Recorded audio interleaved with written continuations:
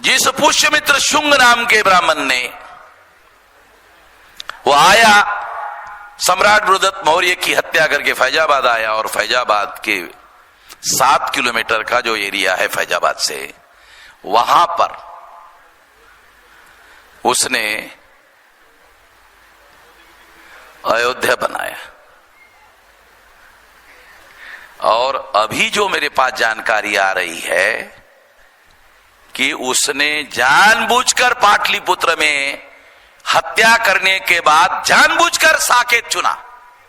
अभी जो नए सबूत हमारे पास आ रहे, आर्कियोलॉजिकल सबूत हमारे पास आ रहे हैं, साकेत दुनिया का बहुत बड़ा व्यापारिक केंद्र था और दुनिया का बहुत बड़ा बुद्धिस्ट सेंटर था और मूल निवासियों के बहुत बड़े आस्था का केंद्र था। वहां पर उन्होंने अयोध्या कैपिटल बसाया। उस कैपिटल का राजा, आप सुनकर हैरान हो जाओगे, उस कैपिटल का राजा रामायण में लिखा हुआ है राम था, और इतिहास में पढ़ाया जाता है पुष्यमित्र शुंग था। कुछ समझ में आ रहा है? इतिहास उत्तर प्रदेश में पढ़ाया जाता है, उस इतिहास में लिखा हुआ है अयोध्या का राजा पुष्यमित्र शुंग था, इतने पीरियड से इतने पीरियड तक था।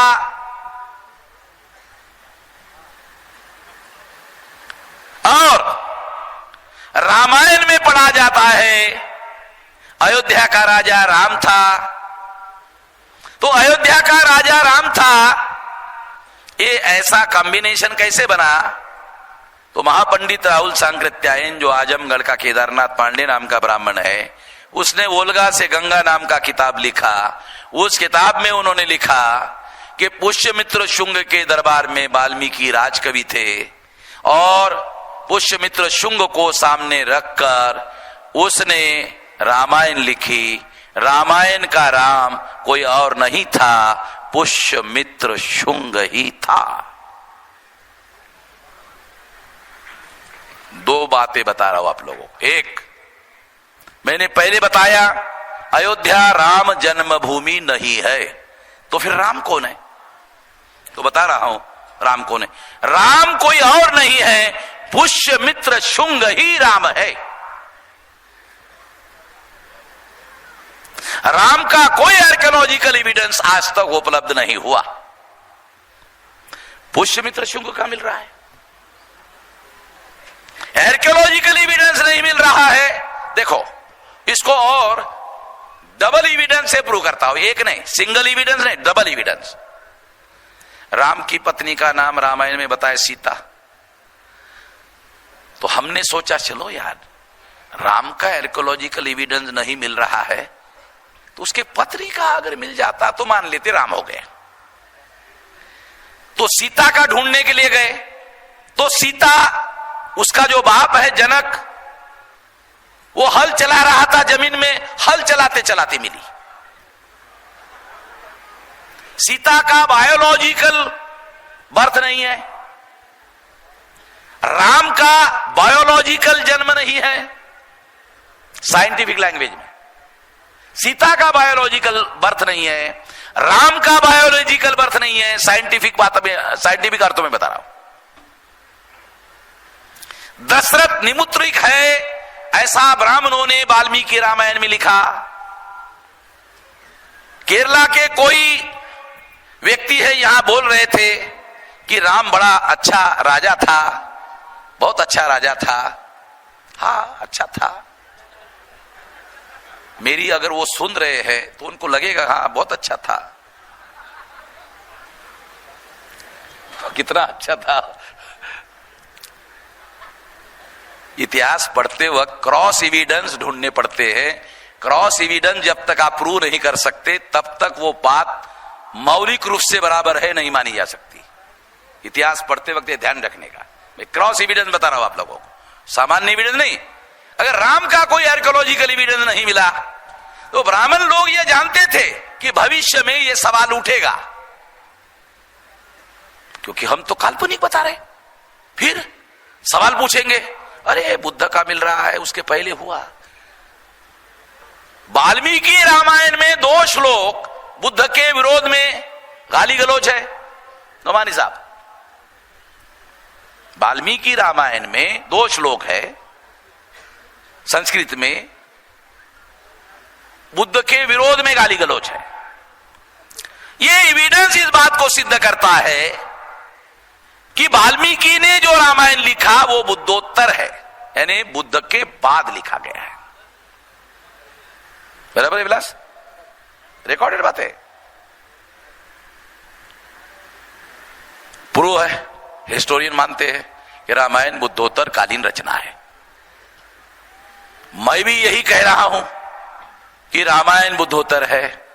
एविडेंस है वाल्मीकि रामायण में, क्योंकि ये जो मौर्य की घटना हुई, बृहदत्त की हत्या की, ये बुद्ध के बाद चंद्रगुप्त, चंद्रगुप्त के बाद मौर्य और बहुत सारा, फिर उसका खानदान, फिर उसके बाद आखिरी सम्राट, सम्राट बृहदत्त मौर्य, उसकी हत्या करके पुष्यमित्र शुंग राजा बना।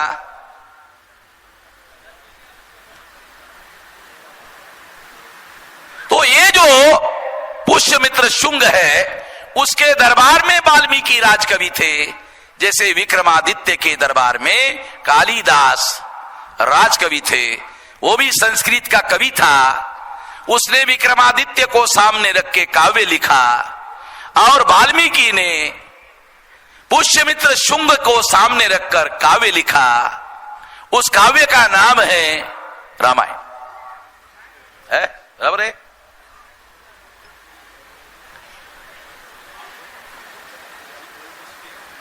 और अगर ऐसा है तो इसका मतलब यह है कि रामायण का राम कोई और नहीं है, पुष्यमित्र शुंग ही है।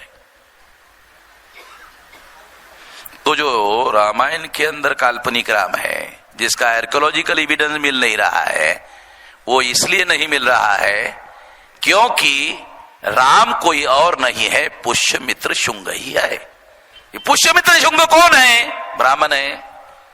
और ध्यान रखो, पुष्यमित्र शुंग ब्राह्मण है। दशरथ कौन है? राम का पिताश्री दशरथ कौन है? क्षत्रिय है। पुष्यमित्र शुंग कौन है? ब्राह्मण है। कॉन्ट्रडिक्शन आ गया कि पुष्यमित्र शुंग ब्राह्मण है, दशरथ क्षत्रिय है, क्षत्रिय के घर में क्षत्रिय पैदा होता है। मगर राम जो है, चूंकि दशरथ निपुत्रिक है, दशरथ के घर में एक भी पुत्र नहीं है, निपुत्रिक है, तो श्रृंग नाम का ऋषि है, उसके द्वारा दशरथ के घर में पुत्र संतान पैदा की जाती है। ऐसा वाल्मीकि रामायण में लिखा हुआ है। हमने नहीं लिखा, वाल्मीकि ने लिखा। और वाल्मीकि ने रामायण में लिखा, मैं प्रचेता का 10वां पुत्र हूं, और प्रचेता ब्रह्मा का पुत्र है। और ब्रह्मा का मतलब है, ये कह सकता है, वाल्मीकि के कहने का मतलब है, मैं लुंगे सुंगे ब्राह्मण के खानदान का आदमी नहीं हूं, डायरेक्ट ब्रह्मा के खानदान का हूं। ये रामायण में लिखा हुआ है विलास, है ना? रामायण में लिखी बात बोल रहा हूं, अपनी बात नहीं बोल रहा हूं। मैं ऐसे लुंगे संगे ब्राह्मण के घर का पैदा हुआ नहीं हूं। मेरा एक खानदान है, खानदान मुझे एकदम डायरेक्ट ब्रह्मा का, इधर उधर का नहीं, ऐरिया गैरिया खैरिया ब्राह्मण का नहीं हूं, डायरेक्ट प्रचेता के पुत्र का हूं। ब्राह्मण के घर में पैदा, ब्रह्मा के घर में पैदा हुआ हूं। और उसने ये कहानी लिखी, ऐसा दिया हुआ है तो उस वाल्मीकि ने। तो इसका क्या मतलब है? उसने लिखा, दशरथ के घर में कोई पुत्र नहीं है, दशरथ निपुत्रिक है। अश्रिंग नाम के ऋषि से दशरथ के घर में पुत्र संतान प्राप्त कराई गई। इसका मतलब है दशरथ क्षत्रिय है, मगर क्षत्रिय के घर में जो पुत्र पैदा हुआ वो ब्राह्मण जो ऋषि है, श्रृंग ऋषि से पैदा हुआ है। पाटिल साहब समझ लो, बहुत बारीक बात बता रहे, माइक्रो लेवल की बात है, बायोलॉजिकल साइंस के आधार पर बता रहा हूं। इसका मतलब है वाल्मीकि ने वाल्मीकि रामायण में लिखा कि राम का जो बायोलॉजिकल फादर है वो दशरथ नहीं है, बायोलॉजिकल फादर पुष्यमित्र शुंग का जो बायोलॉजिकल फादर है वो श्रृंग ऋषि है। शुंग श्रृंग, समझ लो, बहुत माइक्रो एनालिसिस है। श्रृंग श्रृंग, ये श्रृंग और शुंग एक ही है।